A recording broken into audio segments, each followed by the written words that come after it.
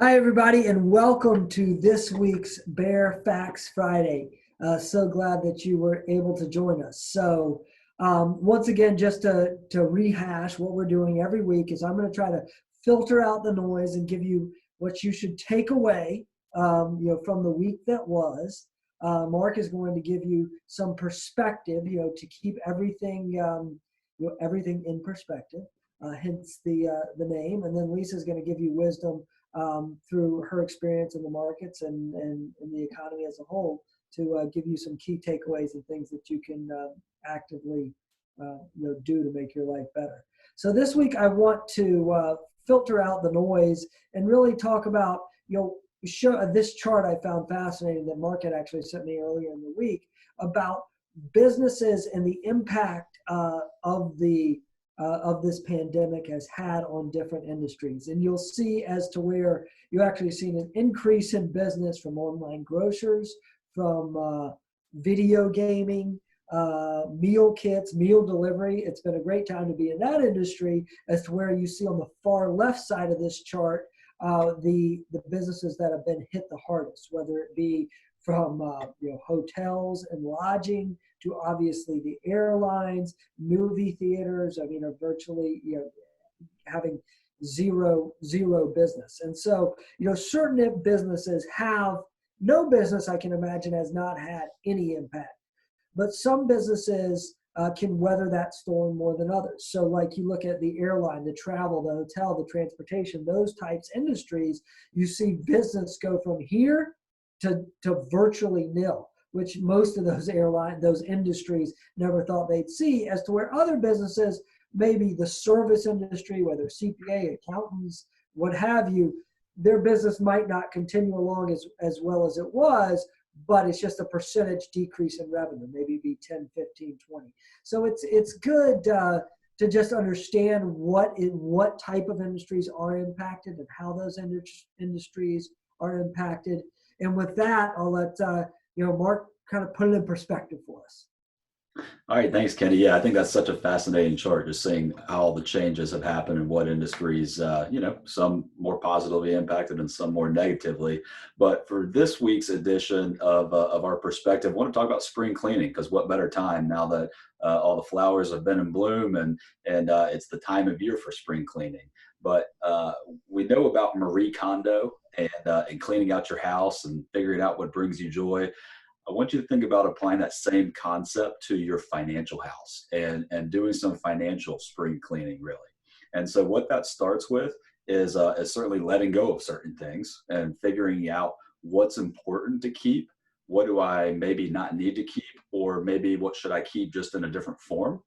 And then another idea is really the concept of just getting organized. So understanding what all of your moving parts and pieces are, and figuring out a way that works for you to keep them organized. So some quick examples or ideas would be for insurance policies, whether it's auto or life insurance or disability, having a place where you know what all the policy numbers are, what the amounts are, perhaps what premiums you pay, et cetera. Another example would apply similarly to bank accounts or credit cards. But you can certainly go down the list with things like estate planning and any number of other things. So actually what we're going to be doing here shortly is putting together a really comprehensive list for you to walk you through that checklist of what your situation is and how to get your financial house in order and really get organized and do that financial spring cleaning. And now I'm going to turn it over to Lisa. Good afternoon, everybody. Now that we are in, I guess, what I call phase 2 of our shelter in place, we hit Sunday, we hit a big milestone, and thinking that was going to be the end of the end of everything. It was all going to be lifted on Monday, and here we are into the next wave of it. That deadline has been extended. So along with that, what we've seen is that now there's this definitive uncertainty, if you will, around when we're actually going to be out of this phase of this pandemic. And along with that, what we've learned is that there's a lot of stress and anxiety that has, they're at higher levels and they're kind of becoming infectious, much like the virus itself.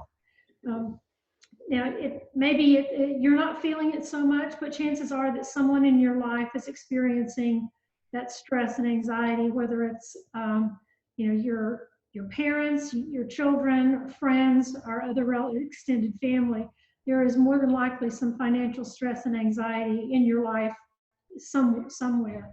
And so what I want to do over the next couple of weeks is to kind of talk about what we can do to minimize it, to address it, and to get through it and be healthy on the outcome, healthy when we get to the end of the line. So always step one is just accepting that the current state of affairs, they are what they are. Most of our anxiety does stem from not knowing what's going to happen with regard to the virus or how long it's going to last. But once we accept that our life is going to be different and just kind of try to find out how to live within this new state of uncertainty. This is something that doesn't matter what your financial position is or how wealthy you are. It's that worry can come to everybody regardless. So, what we want to do first is, if you're one of those people that are currently worrying about money, or if you know someone who is, you want to advise everybody to take stock of what you do have as part of kind of what the exercise that Mark is referring to. That's going to help you go through and realize exactly where you are and what you have, and at least set a baseline so that you can start moving forward and not getting hung up in dwelling on the perceived doom and gloom that you may be feeling right now. So next week we're going to talk a little bit more about what some of the action items that you can do. But for the first step is going to be taking stock in where you are and what you have, and looking at your current resources. That's great. Thanks so much, Lisa. So we had some really great stuff today, a great chart from Kenny, some spring cleaning ideas, financially speaking, and then certainly a bit of wisdom about just accepting our current state of affairs. And I'm really looking forward to see what Lisa has in store for us next week. Just as a reminder, if you missed our webinar on Monday, that's available for playback on our Fairfax page on our website. And we look forward to seeing you on our next webinar, where we'll be talking about some advanced planning items. And then, as always, if you've enjoyed this, let us know. Let us know what other types of information that you'd like to hear about from us. We'd be happy to incorporate that in. And also, we encourage you to share this with anyone in your community who you think might get a little takeaway from it, or might enjoy it. So with that, we hope everyone has a great weekend.